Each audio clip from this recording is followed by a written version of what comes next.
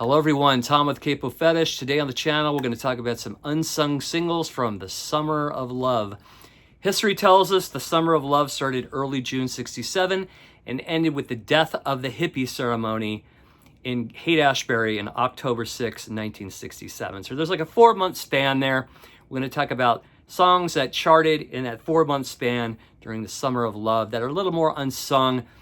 Songs that aren't really played on regular radio anymore, and you don't really even hear them on satellite radio. Some are huge hits, some are not even hits.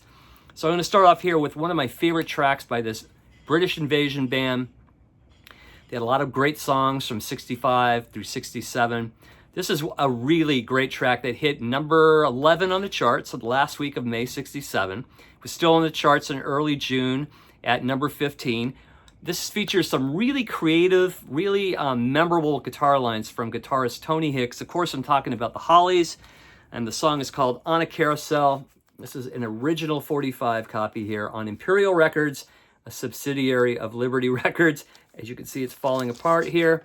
But this is just one of their just ear candy bests. The melody, the verses, the chorus, so infectious. Of course, the guitar playing from Tony Hicks. I think next to Look Through Any Window, this is probably my favorite Hollies track of all time. And anytime I hear it, I just get this feeling of excitement and joy, and it's fantastic. On a Carousel by the Hollies. Another great one, too, that came in at number 1 and May 13th on the charts, but it was still in the top 5 in early June of 67. This is the last song recorded with one of the key members of this act, Florence Ballard. This is her last track with the Supremes. This is the last track that the Supremes recorded under the moniker Supremes. After this, they would be known as Diana Ross and the Supremes, and they would bring in Cindy Birdsong to replace Florence Ballard. Cindy Birdsong came from Patti LaBelle's band at the time. So I always thought this song really stood out in the Supremes discography. A lot of Supreme songs kind of have a similar vibe. This one has a completely unique vibe. I'm talking about the song called The Happening. Has this really great orchestral background going on. Really cool chord changes. The backup vocals are fantastic. And I just always thought this had a really cool vibe. This was originally part of a movie called The Happening. It was a flop at the box office, but the song itself hit number 1 on the charts. And it's fantastic. If you've never heard it, check it out. Again, the last track in the Supremes with Florence Ballard at that point, it would become more fronted by or more known as Diana Ross and the Supremes. So The Happening, another unsung track, another song you really don't hear on the radio anymore, even though it was a number 1 hit. So The Happening is another great one. The first entry on the charts for this British Invasion act, first top 30 hit. I've always loved this track. It's always been one of my favorites. It's featured on Meaty Beaty Big and Bouncy. Of course, it's The Who. The track is called Happy Jack, and this hit number 24 the week of June 3rd. This is a picture sleeve here, really cool. And the flip side of this single is a John Entwistle track called Whiskey Man. Both these tracks featured on a quick one while he's away, also known as Happy Jack. Love Whiskey Man by John Entwistle, one of his best tracks. Happy Jack, if you've ever seen the Kids Are Alright movie, there's a promo clip, really, really cool.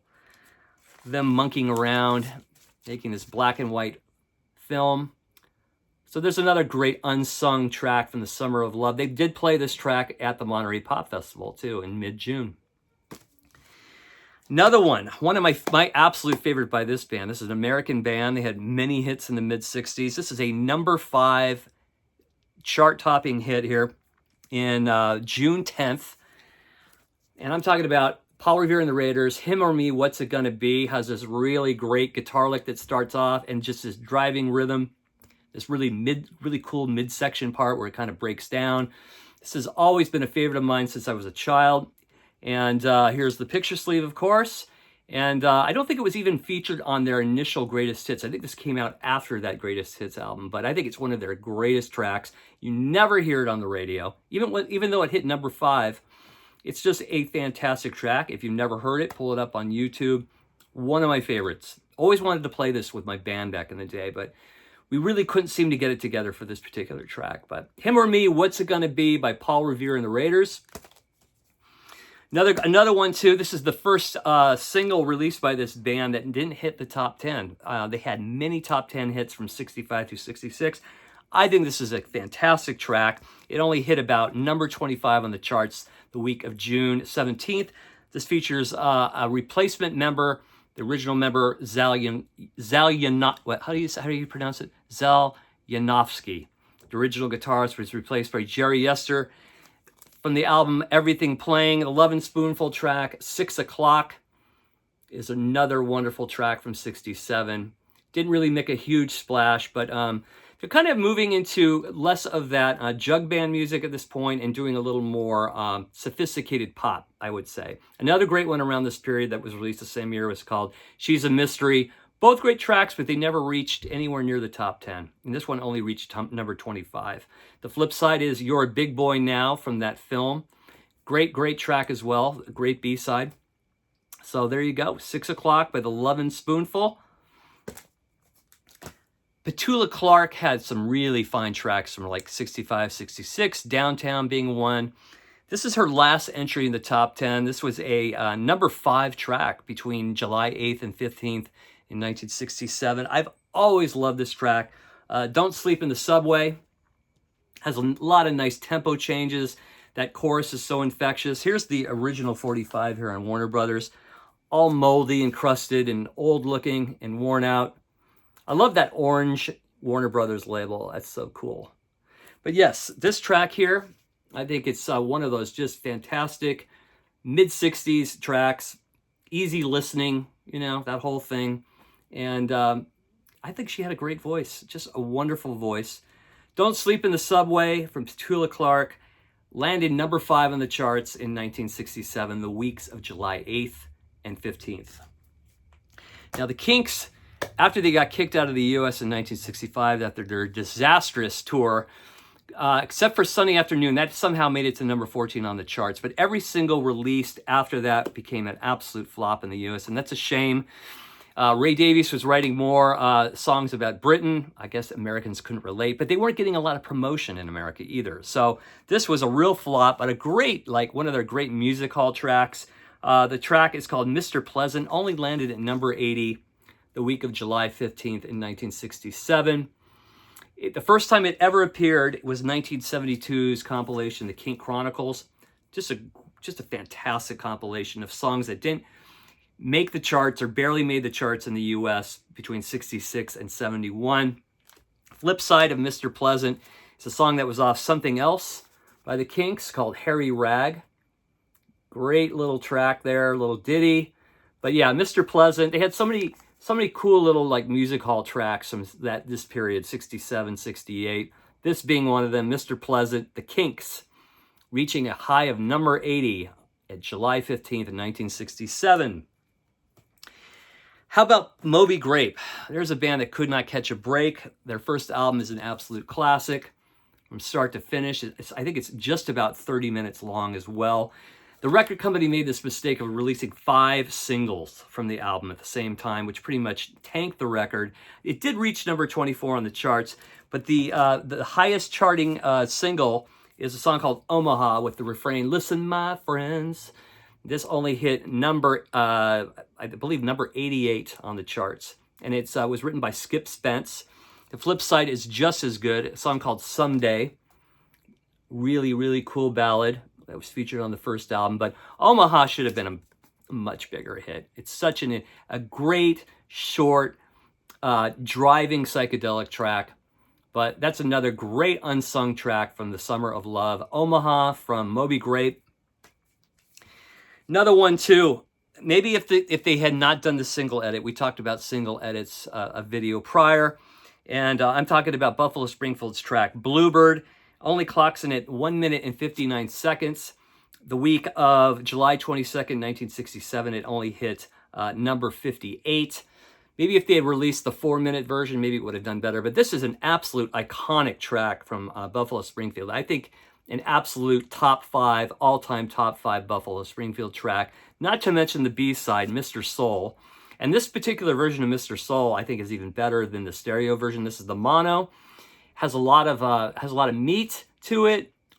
Is actually, and even the solo by Neil Young sounds a little different, like an alternate take.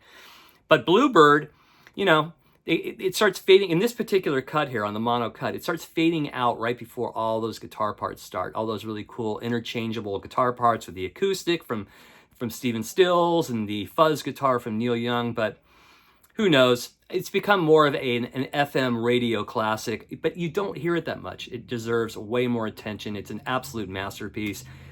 Bluebird by Buffalo Springfield, flip side, Mr. Soul. Coming in from number 58 on the charts from 1967. The 4-minute version is on Buffalo Springfield again. And if you want to hear the 9-minute version, it's only featured on this compilation from 1973 titled Buffalo Springfield. They never even considered putting the long 9-minute version on the box set that was released about 20 years ago, which is an odd thing. You think that would have been kind of a given, but this is the only place you could find it, or on YouTube, the 9-minute version of Bluebird. One of my favorite tracks from this period too is a track by the Buckinghams. This is their greatest hits album. The track I'm talking about is this track called Mercy, Mercy, Mercy. A song originally recorded, it was a jazz version originally recorded by Cannonball Adderley back in 1966. They popped it up a little bit, made it a little more commercial. Ended up going to number 5 on the charts and was up there for quite a few weeks. But again, when you hear a Buckingham song, it's usually kind of a drag. That's the only one you ever hear. Mercy, Mercy, Mercy just kicks ass. It's very soulful, like Blue-Eyed Soul. The whole production of it is very, very infectious. And that chorus, fantastic. Mercy, Mercy, Mercy by the Buckinghams. Coming in at number 5 the week of August 12th, 1967. Simon and Garfunkel had a lot of great tracks. I think some of their best tracks weren't even huge hits. A track from August 26 only reached number 23. This is not an original 45 version. The song I'm talking about is Fakin' It. And what's cool about this track, there's this short little spoken word thing in the middle. And it's spoken by Beverly Martin, the wife of John Martin, the folk artist, the British folk artist. And I never knew that until recently. But I've always loved this. This is probably the most psychedelic Simon and Garfunkel ever got, this song called Fakin' It. This is a reissue, probably came out in the, I don't know, maybe 70s, like a 2-sided single. The flip side is At the Zoo, which I think is another great track. That came out earlier in the year, in February of 67. And yeah, 2 of my favorites, both off the Bookends album that came out almost a year later. Side 2 of Bookends is kind of the singles from 1967, like Fakin' It. You have Mrs. Robinson, that was later, but Hazy Shade of Winter. Whereas the first side is more like album cuts. But side 2 of Bookends is more of the singles prior to Bookends from 67, early 68. Another one too is that never even dented the charts here in the US, but was a huge hit in the UK. It was a number 2 in the UK and number 4 in Canada. And that is the song Hole in My Shoe by Traffic, written by Dave Mason. This is on the United Artists imprint here in the US. And the flip side, Smiling Phases, which was also on the Heaven Is in Your Mind album.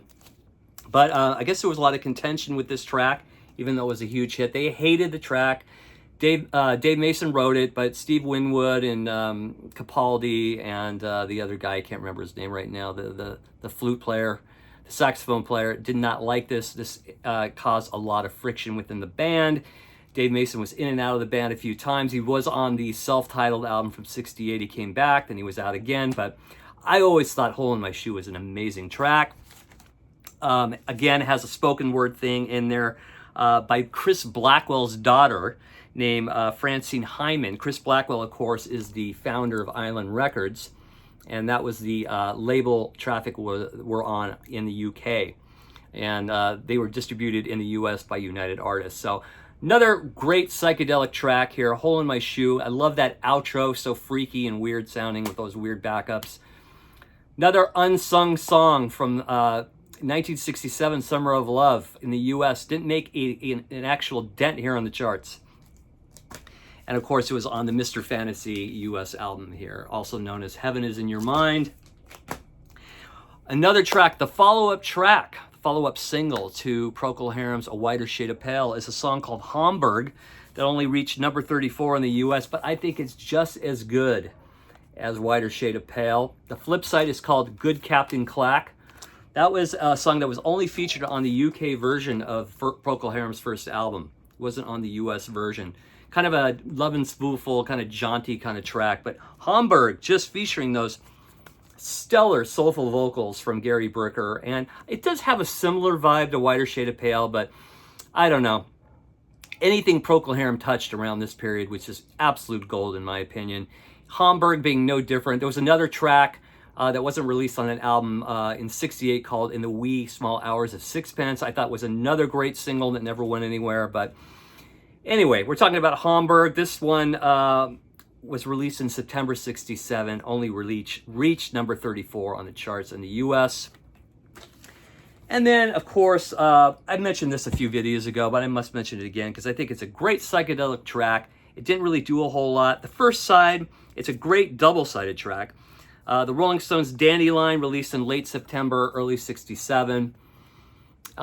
Reached number 14 in the US charts, but the one I really dig is the flip side, We Love You, with that infectious piano part. Both tracks with backup vocals by Lennon and McCartney. Just one of their great unsung singles, A and B sides. Fantastic stuff. So those are just some examples of some unsung singles from the Summer of Love.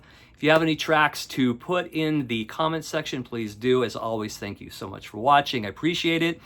And if you dig the content, just press the subscribe button, and we'll see you soon. Take care, everybody. Bye-bye.